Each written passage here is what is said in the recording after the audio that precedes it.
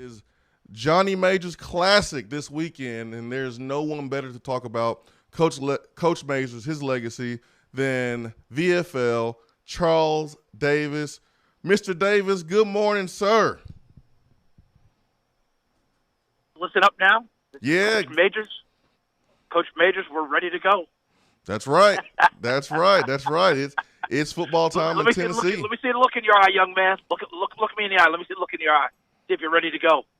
I miss that, man. Let me tell you something. I learned a lot about, forget football, learned a lot about life and lessons, and one of his favorite expressions was, listen to me, young man, you might learn something. I used to love it. It's funny how many things run through your head when you think about the people that you learned from, that taught you, that cared for you, even when they were kicking you in the behind. So I hope all of you guys are well. This is a fantastic event, but what's even more fantastic is our Vols are getting ready to play football again. It truly is football time in Tennessee. And let's get a W on Saturday. Let's do it. Let's honor the man, the legend, and Coach Majors, and let's go out here and get a win. Both programs just mean so much to Coach Majors. He won a championship there at Pitt, and then came home to fix Tennessee football, and he did that with your help, Charles, along with so many other great teammates of yours. Yeah, and, a lot of others. Yeah, man, a lot of great players, a lot of hard work, a lot of sacrifice, a lot of pride, putting that power tee on. As you go about your day, Charles, being an NFL analyst for CBS Sports, working NFL Network, just doing the great job that you do. What are some of the things that Coach Majors that he said to you that kind of run through your mind even today? Well, it's funny that I read a quote, guys, a number of years ago, reading books about Vince Lombardi, the great coach of the Green Bay Packers, and finished up in Washington his last season before cancer took him. And one of the quotes was from one of his former players, where the player told Jerry Kramer, who wrote those great books, Instant Replay and I think it was Instant Replay and then Distant Replay, about the Packers in that time. He told Jerry, he said, Jerry, I love my father dearly. Absolutely. I didn't have any problems at all with him. He said, but he's been gone a long time, and I don't think of him every day. He said, but there's not a day that goes by that something that Coach Lombardi said, did, what have you, doesn't run through my head. I think Coach Majors and all the great coaches that have ever been out there have a similar effect on their players and on the people who worked with them and for them. And I was joking when I came on and trying to do my bad imitation of Coach Majors, but listen to what I'm saying, young man. You might learn something. We always used to have periods, at the end of practice in two-a-days. We would have our meeting in the evening. Back then, when we had the legit two-a-days, and I'm not advocating going back to those days, guys. It's better for the players. But you'd be in there dog-tired. You've been in pads twice a day, blah, blah, blah, blah. We'd always have what we call the winning edge period. Small little things in football in the game to get the rules and the nuances so that maybe it might pay dividends on a Saturday, all those sorts of things. I mean, I could go on and on all day. The things Tennessee people know, the game maxims that came from General Neyland that Coach Majors drilled into our head. I'm sure plenty of people who are in Big Orange Country saw the pregame speech before the Sugar Bowl in January of 1986, where Coach took everybody through the game maxims and, gave us that last bit of confidence because we were double-digit underdog in that game. I mean, that team that we played was so loaded from Miami. But he was talking about, how we win the ball game, when we're going to win the ball game, all those sorts of things. He used to talk about walking with a strut. He said, it doesn't mean to be arrogant, but have that little bit of confidence. Well, you know what we call that today? We call it swag. Swag. And it's funny how that goes. So I could go on all day, as I told you, but there are a lot of different things. And the last thing I'll leave you with is, as much as he loved football, he did actually care about your education. Now, he didn't want it to get in the way of football. He wanted to be parallel. But he did actually care about your education. He used to talk to me about the classes I was taking, and sometimes he would just light up at something I was talking about in history. It's a particular favorite of his. So, Charles Davis, VFL analyst, CBS Sports, NFL Network. Charles, a lot of guys that he coached play at the next level. A lot of coaches coaches that he mentored that we see now. Like we see now coaching in the NFL, had great careers in college. I'm going to have Jackie Sherrill on a little bit later. He's going to please tell Coach Sherrill hello for me, please. I sure will. I sure will. And I when I was calling games, he was at Mississippi State, during that time frame. And you give Coach Sherrill a big hello for me. Oh, I sure will. I sure will. I remember it was 5 years ago. I was doing a show up in Johnson City, and it was Jackie Sherrill and it was Johnny Majors. And I remember telling someone, I was like, yeah, I'm gonna have Coach Majors on, Jackie Sherrill. At the 8 o'clock hour, probably have him on for about 30 minutes. And they laughed. No, you have him on for 2 hours. Exactly. They laughed. They were like, huh. Yeah, that's about to be the Johnny Majors show right there. Good luck with that. That's about to be the Johnny Majors show. And it was legendary. It was an awesome show of stories and just the respect that Coach Sherrill has for Coach Majors. And every time that Coach wanted to talk, Coach Sherrill just stood back and let him go. They just let him go, and it was unbelievable, man. It was great. Jason, I'm gonna make a prediction for you today. You ready? Yeah. If you're having Coach Sherrill on, when he talks about Coach Majors and you ask him about remembering him, etc., I'm gonna make a prediction. You let me know if I'm right, okay? Okay. You ready? All right, I'm ready. At some point, Coach Sherrill is going to say that John Majors was the best PR coach that he ever learned from. The guy who understood public relations, media, promoting a program, things of that nature. Now, you let me know if Coach Sherrill doesn't say that, all right? I will. That's what he's going to tell you that at some point in that conversation. I'm willing to bet. And Coach Sherrill wasn't bad at it himself, but he said that's what he learned from that's one of the things he learned from Coach Majors. And I'm sure you'll talk about that legendary staff Coach Majors had at Iowa State, with Coach Sherrill on it, and Jimmy Johnson, and Larry Lacewell, and you talk about all these other coaches. But, when you talk about the people who went to the pros, who advanced to the NFL, players, coaches, etc., Coach Majors wasn't easy on his coaches. He wasn't easy on us as players, but he wasn't easy on his coaches. He coached the heck out of his coaches. And, sometimes that could be, a lot of people thought it might be heavy-handed. I was at Tennessee and, 83 through 86 as a player. I think it was 84, 85. The first time in Coach Majors' career that he brought back an entire staff intact. Now, not all of them because he fired people. Some went on, as you noted, and had other jobs in advance, et cetera. But he never really had the same staff very often.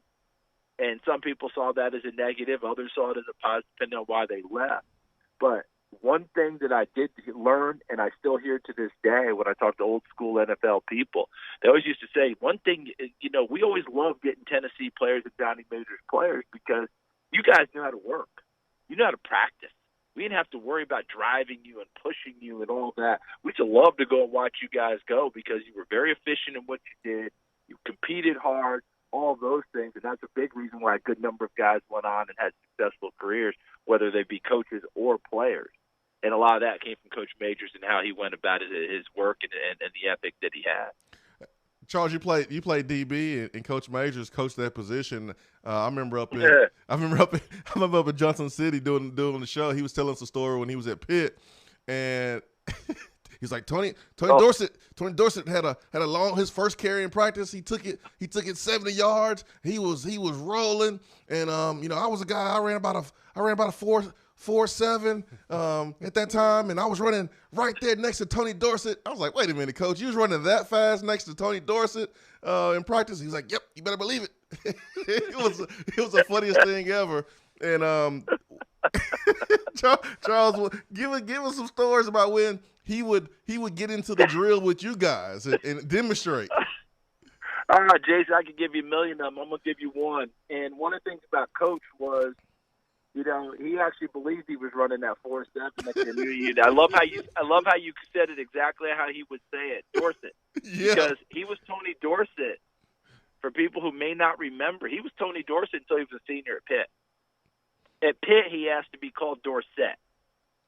And the family name is Dorsett. It's kind of like Joe Theismann. Mm-hmm. If you go back to New Jersey, where Joe Theismann's from, and ask for the Theismanns, everyone will give you a blank look. because the real family name is Thiesman. Oh. They changed it to Theismann at Notre Dame to rhyme with Heisman, and they were trying to give him the Heisman Trophy. So it was Tony Dorsett, and that's how Coach referred to him until the day he left us. But I was in practice one day, and I kept messing up. I messed up a certain play and coverage a couple of times. And you mentioned Coach Majors. His specialty was defensive backs. That's what he did as an assistant. So the poor defensive backs coach, they used to tell us all the time, guys, keep that man out of our drills today. Don't mess up, please. Because he comes down on me like he comes down on you. And, if he's coming down on me, I'm coming down on you guys even harder. But I kept messing up. And whenever Coach Majors took his baseball cap that he wore at practice and his whistle, if he took them both and turned them backwards, so the bill of the cap is now backwards, he'd take the whistle and throw it over his back so that it wouldn't get in his way. If you saw that, you knew he was going to demonstrate, and you knew everybody was in trouble in that group. So I kept messing up, and he was barking at me, God, Charles Davis, you're better than that. And finally, I was like, that's it. Get out. Let me show you how it's done. And he took the hat and turned it backwards in the whistle, and he went in and said, run the play. Well, in your mind, I'm 56. In my mind, I could run through the tee. The truth of the matter is I pull a hammy trying about my third step. But in your mind, you think you can still do it. Well, Coach, he still thought he could get it done, right? So he was out there. He said, I'll show you how to run the coverage. And they ran it. And, of course, the speed of the play is just lightning. And he does it. He messes it up. All right, darn it, run it again.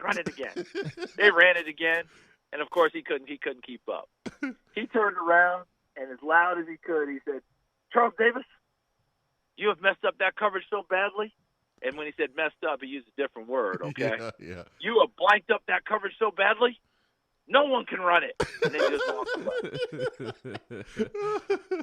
Oh, man. Oh, that's great, Charles. I'm curious if you have any great stories about Coach Majors from when he recruited you. You see these coaches nowadays dancing in living rooms, or you hear about coaches rolling up their sleeves to help mama wash the dishes. Any great Johnny Majors recruiting stories? Well, he came to my house in New Paltz, New York, which is about an hour south of Albany, New York, 2 hours north of New York City, Mid-Hudson Valley. And it's not a place that's highly populated. Back then, you really had to make the circuit as a coach. Nowadays I'm hearing all these stories about kids committing without ever visiting campuses, things of that nature. Mm-hmm. It's a whole different ballgame than it was back then. But anyway, he comes to my house, and that was a big deal. My high school coach was there, and my parents, of course, and I think my high school assistant coach. And, Johnny Majors coming to New Paltz, New York. My town was 3,000 people. I will guarantee you 2,990 of them knew Coach Majors was in town that night. That's just kind of how it was. And he sat in my living room, and, of course, whatever my mom put in front of him, he ate, because that's what coaches do. And he's telling stories about watching my tape to let everybody know that he'd been watching me and really wanted me to come. And I committed that night. His visit was right before signing date. And I told him, hey, Coach, I want to come to Tennessee. And he's sitting in this chair. You guys remember that big grin he had when he was really pleased about something? That big old grin, and sometimes it turned out a little bulldog grin he had. Mm-hmm. And he bounds out of the chair. I said, Coach, I'd like to come to Tennessee. I'd like to be a volunteer. He says, you do? And I said, yes, sir. I'd like to be a volunteer. And he said, ah, darn it. And he hops out of the chair and hugs my mother. Oh, man. Mom not playing for Tennessee. That's you, right? Yeah, but bottom line is, in the old days, and I'm not sure it's still not that way in some cases, but in the old days, one of the top rules of recruiting was you better get in with mom. That's right. Because mom's going to make 95% of the decisions with son, even more so than dad. Because most kids are tied in with mom. If they're there, you better make sure you know what mom likes. And if mom doesn't like you, you're not getting him. So that used to be the kind of old rule. And he hopped up and hugged my mom. That's right. That's right. Like, now, I'm the one coming. What about me? Exactly. Where's my hug? Charles, you were a high school quarterback, right? I was quarterback, punter, kicker, and a little bit of defensive back, but way more quarterback than defensive back. So did Coach Majors tell you that you could get a shot at quarterback at Tennessee, or did you know that you were going to switch to DB? Recruiting. What do you think? that you were told that you were going to get a shot at quarterback? Hey, I can't slide one past you. You know how the game is played. Exactly. Do you know how many quarterbacks were in my recruiting class? No telling. There were 8. Oh my gosh. Okay? There's a junior college kid named Sam Aiello. There were 7 of us who were freshmen. I'm going to give you some names that are some pretty prominent names. Okay? My roommate Tyrone Robinson became a starter as a senior at outside linebacker. Joey Clinkscales from Knoxville, Austin East, became a starter and a heck of a player at wide receiver. Tommy Sims started as a freshman, true freshman at Tennessee at corner, and later became a safety and went to the NFL. And if he didn't tear up his knee in like game 1 of his NFL career, he would have been a heck of a player in the NFL, guys. Tommy was terrific. Terry Brown, an NFL official, became a 4-year starter at corner and safety. Myself, I mean, there weren't enough chairs in the quarterback room when we all went in there, right? But Tony Robinson was in our class. There was also a young man named Tim Norton who was in our class who transferred, went to Oregon, and then other parts across the country. I'm not sure where Tim finished up. But Tony Robinson was in our class. And you guys remember how Tony could throw the football. So I'll never forget being in drills. And back then, the freshmen came in. We had 3 days to ourselves before they let the varsity in to let us acclimate. And I think it was day 2. And I threw one of the best balls. No, I threw the best ball I've thrown in my life. I can't even exaggerate. It was a comeback route, 18 back to 15. Ooh. And I threw it right on the spot. Timing was perfect. Bam, bam. And Al Saunders was the offense coordinator quarterback coach. Oh, that's a great ball, Charles. Beautiful ball. I was like, man, I was on top of the world. A hot dog. The very next person to throw was Tony Robinson. And that thing left his hand and went whistling through the air. And I realized that ball that I threw was the best ball I'd thrown in my life. I put all my effort and intensity into it. And Tony did it as effortlessly as you and I roll out of bed. Well, at least when I rolled out of bed when I was 30, not when I'm 56. But anyway, I went, oh, boy, I am in trouble. And that afternoon in between practices, because that was a morning session, George Catavlos, who was our defensive backs coach at the time, said, hey, come by and see me before afternoon practice. And I went and saw him, and he said, you know something, I think you could be a good defensive back for us, blah, blah, blah. And I said, well, Coach, I really still want to compete at quarterback. He said, absolutely, it's your decision, do whatever you want. So I went and got taped, got lunch, grabbed a quick nap, then went down to the locker room to get ready for afternoon practice. I got to my locker, guys. My face mask was different. My pads were smaller. My pads were bigger. My number had changed, and I went, I guess I made my decision to be a defensive back. I didn't realize I'd said that. That's right. And that was all she wrote right there. That was all she wrote. Charles, man, thank you so much for your time this morning. I want to ask you this on the way out. I know you're super busy, and I'm just so appreciative of just the 15, 20 minutes that we have with you today. Coach Majors is Tennessee, and Tennessee is Coach Majors. If Coach Majors was here with us today, and Tennessee and Pitt is getting ready to play, what would he say? What would he say about his school, the school that he grew up loving, the school he, left the national championship program to come back and coach, a school that he laid it out on the line for as a player? What would he say today about this matchup between Tennessee and Pittsburgh? Well, he'd be beyond proud, as you know, and it'd probably take him about 3 hours to say it all. He'd give a speech like Fidel Castro, where he gave a state speech, and people had to sit there for 3 hours to listen to it because he'd have a lot to tell you. But I think ultimately what it would come down to is something along the lines of family is what you make, right? You can create family anywhere. All of us who played at Tennessee, every one of those guys in the locker room became our family. All right, we know that, right? Wherever you went, wherever you go, the bonds that you create, that becomes family for you. For him, that would have been Pitt, and he treasured those relationships. Tennessee was blood. It's a little bit different. It's where he grew up. It's where he went to school, where he met his wife. You can go right on down the line, right, where he started his family. All of those things. And for him to leave Pitt and to come home, Blood had to bring him home. The bottom line family brought him home, okay? Because if you go back and look, check the records that Jackie Sherrill had right after Coach Majors. Not that Coach Sherrill wasn't a great coach. He was. But check the records. If Coach Majors stays at Pitt, I think he wins at least one more national championship. And Pitt came darn close with Coach Sherrill. They were loaded. He had to come home for a reason. He came home because of the blood part of the family. That's what Tennessee was for him. That orange blood that runs through our veins, that was his. And it ran through his veins until the day we lost him. So I think that's what he would think about this one. And let's face it, we're all going to miss him. And I'm just like the guy who played for Vince Lombardi. There's not a day goes by, I don't think, of Coach Majors. That's just the way it's going to be until they close the lid on my casket one day. Wow. Charles, man, thank you so much for your time this morning. Powerful as we celebrate Coach Majors this weekend, the Johnny Majors Classic, Pitt, Tennessee. So many great stories about Coach Majors, so many passionate stories about Coach Majors. I'm just glad that you were able to share some with us today. I really appreciate it. Hey, thank you guys very much for having me. Let's go get them Vols this weekend. Let's go get them Vols going forward. Keep lifting up Coach Heupel and the brand new staff. It's their opportunity to get us back to where we belong. And Jason, congratulations to you, part of the Vol Network, bringing us the games. That is fantastic. I could not be happier. Absolutely could not be happier. It's exactly what we need for all of us who love Tennessee, love Orange. VFL on the mic. That's I'm right. loving it. You guys take care of yourselves. And don't forget to tell Coach Jackie Wayne Sherrill that I said hello, old Jackie Wayne. I sure will. Thank you, Charles. Bye, guys. Take care now. Thank you.